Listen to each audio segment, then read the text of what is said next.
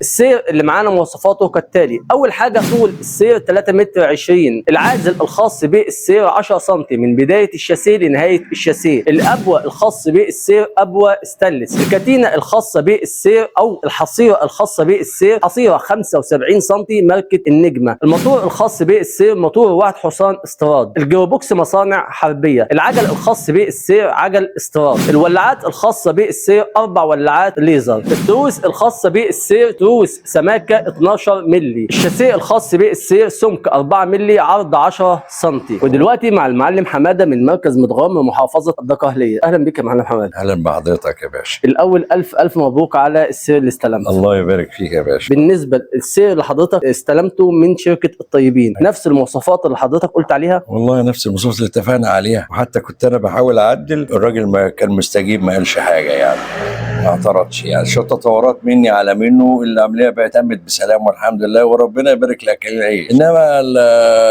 كيفيه السير بسم الله ما شاء الله كويسه حسب الاتفاق، وربنا يصلح حال الجميع يا رب. قلت ان حضرتك سلمت اكتر او تعاملت مع شغل مع ناس تانية اكتر عملت كتير في من 12 سير في مصر وفي اسكندريه، واتعاملت في حتت كتيره والحمد لله. وده برضو يعتبر برضو اللي احنا فيه ده انجاز يعني، اللي جبناه برضو يعتبر برضو شيء كويس وحديث. من خلال معرفتك بالمجال نفسه على بعضه او المهنه نفسها، حضرتك شفت كذا سيور كذا سير. أيوة. بالنسبه للشغل ده، بشغل مستوى عالي يعني. انا بنفسي جربت بصفه راجل يعني، على في الصنعه جربت ولقيت في جوده يعني. في اي مشاكل واجهتك؟ والله بقى ما فيش مشاكل، وده الطبيعي ان في مثلا مراجعه على الشغل في اثناء العمل وهكذا، وراجل مش معترض قال اجي لك في اي وقت، على اساس ان في الموضوع جديد فلازم يتابع العمل لحد ما ياخد موقف، وتقريبا مش هيعوز حاجه يعني، بس الراجل قال في متابعه، لو انت عايزني في اي وقت انا مش هنعترض يعني على شيء، وراجل محترم وربنا يبارك له. طب النصيحه الاخيره تنصح الناس بالتعامل مع شركه الطيبين